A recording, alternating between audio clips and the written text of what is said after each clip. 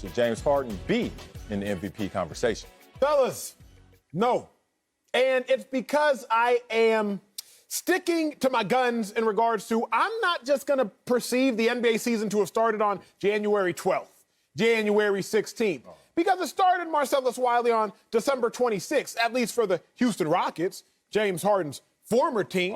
And I cannot simply overlook the entire picture and just look at the part of the picture I want to see, which is James Harden on the Nets, specifically the KD-less Nets. Because if we recall, when he was on the Rockets, he had quite a few 15-point performances. If we recall, when he was on the Rockets, there was a game he didn't play due to injury, but wasn't on the injury report leading up that week. If we recall, there was a game when he was on the Rockets when he didn't even attempt a free throw. Now, you might be like, Acho, why are you bringing that up? Because that was indicative of his lack of willingness to even drive towards the basket, because there hadn't been a game in which James Harden hadn't attempted a free throw in nearly a decade. So I'm not going to look past a whole chunk of the season just to serve a narrative, the current narrative that fits best. If you're not there for the entirety of the season, I take that into consideration, because there are some dudes that have been balling from the opening tip, not just balling from the tip after they got to where they wanted to. So, no, James Harden should not be in the MVP conversation. I'm really not surprised that you would be taking the wrong line on this, Acho, because I imagine that you're a little bit distracted today. I'm actually surprised that you're here. This is a big day for Acho. He working today? Look, there are extenuating circumstances. Are we just going to ignore why everything happened in Houston the way that it did? Because he told him over the summer, I'd like to get out of here, and they weren't doing anything about it. I'm going to take that into account. But the number one reason why he is an MVP candidate and should be an MVP candidate is because the field is as muddled as it is. Every guy who's been named has taken a step backward, while James Harden and the Nets have taken a step forward. The reason that he wasn't in the conversation at the beginning was because, in part, changed teams, in part because he was with Kevin Durant and Kyrie Irving, and how could you possibly be an MVP on a star-laden team like that?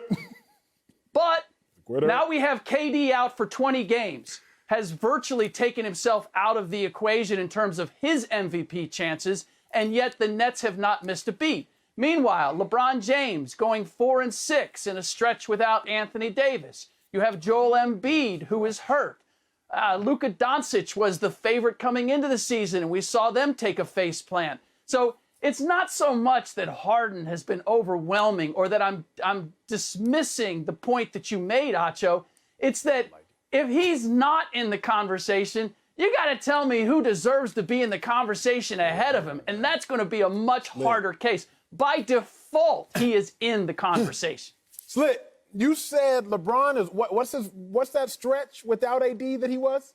Was it 4-6? Man, I wonder what James Harden went during that stretch in Houston, that team he quit on. 2-6, Slick. 2-6. Are you so don't really? Don't bring up LeBron. Really? He was. Go ahead, Slick. Go ahead. So the demonstration is that when James Harden decides not to play, his team is bad. I would say that that's a case for him as a most valuable player, not as a case. Actually, Slick, over the course of Harden this year on the Rockets were 3-6. So they actually won the game he ain't playing. I just didn't want to do that to you. I didn't want to do that to you, because you're the basketball extraordinaire. But they actually won the game, Slick, that James Harden didn't play in since you asked, sir. Man, y'all gonna let me get some of these ribs? Who did they play? Can I get some of these ribs? Who did they play? I don't know, Slick. Yeah. You're going deep in these weeds. You're doing too much. Y'all over here trying to get something going over here. Y'all writing articles for the Atlantic over here in sports. It ain't that deep. Should he be in the MVP conversation? Yes. Let me be boring first. Oh, God. There have been MVPs that have played in compromised seasons in terms of number of games played. Let's talk about James Harden. If he were to play the rest of these games out, he would play 58 games. Okay, well, Bill Walton, he did that and won MVP, 58. Let's talk about Karl Malone. He also did it 49 out of 50 games. NBA strike season, lockout shortened season. The point is, it's been done before. You don't have to play all 82 or be healthy and play 72, miss 10. Like, whatever it's going, wherever it looks, you've seen guys before figure this out and still become MVPs. Let's also attack Acho's argument, saying that, oh, man, he wasn't good when he was in Houston and those poor performances should be held against him. Well, we don't really hold poor performances against the MVPs that we could talk about the last 2 years. Let's talk about Giannis. Raggy? Yeah, Giannis has been the back-to-back MVP.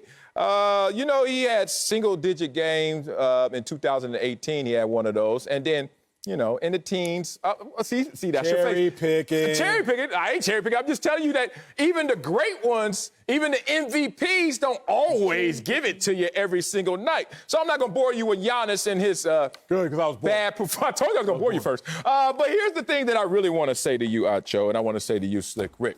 You know who the Nets were before James Harden was in the building?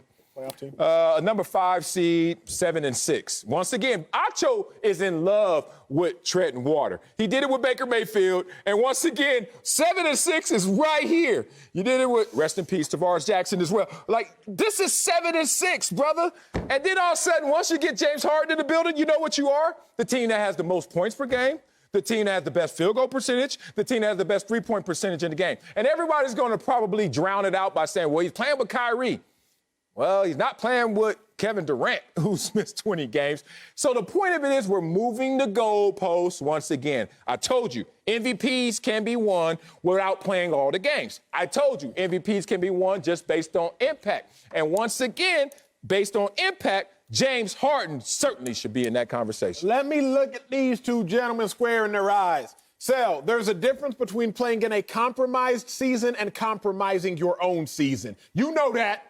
Slick, you know that before you start co-signing on Marcellus Wiley's documents that are about to get returned to sender. There's a difference between a compromised season and you compromising your own joint. What you say, Marcellus? Don't push my back into a wall and be like, oh, my back's against the wall. You leaning up against the wall. Like, come on now. No, I butchered that. Sorry, Heller. So you can't do that. Don't complain about a situation you put yourself into. But furthermore, you know, Marcellus, there comes a point in time, even in the NFL, where, like, if you miss a chunk of the body of work based on something that is self-inflicted, you're disqualified from postseason awards. Remember, Tom Brady, 2016, likely would have won the NFL MVP, likely would have, but he was disqualified from postseason awards. He missed the first 4 games because of a suspension, because of some gate or some sort. You know the Patriots. So with all that being said, so I'm looking at James Harden. No, I'm not going to draw a correlation or a parallel between a mandated suspension and disqualifying oneself from postseason awards. I think you just did. I think you just did. That's why I attacked that point first. I knew you were going to come with that weakness. Two people have won MVP before a compromised season. I ain't do that. What the hell you talking about? What I'm saying is, if you're going to compromise your own season to get yourself into a perfect situation, I'm not going to sit here and honor that. I'm not going to do it. I'm not going to do it.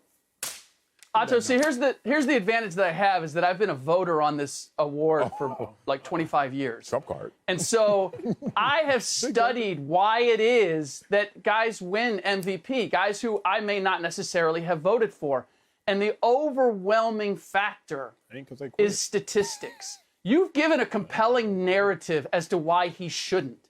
But it's a narrative, and the numbers end up winning out more often than not. And this is what Harden has going for him. He's as close to winning or having a triple-double, averaging a triple-double for the season as anybody in the league. He's leading the league in assists. He's leading his team in assists, rebounds, and steals. And he's second in scoring. Now, PER and win share have big influences. Right now, Basketball Reference they've got some algorithm where they've looked at the voting over the years and determined who are the MVP favorites this year based on the voting in the past. And they're doing it from a statistical comparison. I can't give you all the ins and outs of that formula, but right now, James Harden is third on that list with Joel Embiid and Nikola Jokic. And you think, well, why is Jokic there? because he's number 1 in win share and he's number 1 in PER. That's Harden's opening. If the Denver Nuggets stay 5th in the Western Conference, Jokic doesn't have a very good chance of winning. If Joel Embiid is hurt and the Brooklyn Nets leapfrog them in the Eastern Conference and Harden averages a triple-double, it's going, not only is he a candidate, he could walk away with this damn thing this year. Exactly. I mean, you talk about the swap, really, of Kevin Durant being out the lineup, James Harden inserted in the lineup, and they not only not miss a beat, but this team is almost unbeatable right now. So you're on the hottest team in the NBA, and that shows impact. It's funny that James Harden would win MVPs of yesteryear, and people would say, but where's the impact? When are you going to ever do something with that MVP and all those counting numbers? Now he's actually showing you that same impact, and trust me, this team is going to do something with those numbers, and we're going to move the goalposts once again. Acho, what's up? The suit's tight. It's going to rip from moving these goalposts. You got to stay still on this situation. Here's my thing. Slick, we all know Marcellus went to an Ivy League, Columbia. Where'd you He did, too. Oh, y'all both went to Ivy Leagues. Great. Man. So y'all should have a high educational bar, correct? Great. James Harden he didn't miss. He just kind of checked out from the 9 games in Houston. Just kind of checked out. At least 7 of the 9, he kind of checked out. He was just mentally injured. Great, mentally injured. Yeah, now, whatever. 9 games of the 72 games that you're going to play this season is 12.5%. So even if he showed up and had a perfect attendance record for the other games, 63 games, that's still at best, Slick. 100 minus 12.5%? 87.5? Y'all have high standards for grades and calculations, as y'all are both Ivy Leaguers. Someone here that's smarter than me, either you, Slick, or you, Marcellus, has to tell me how if you miss 12.5%, the best you can end up with is a B+. That's the best. And James Harden, a B+ ain't cutting it. I'm going to commercial break.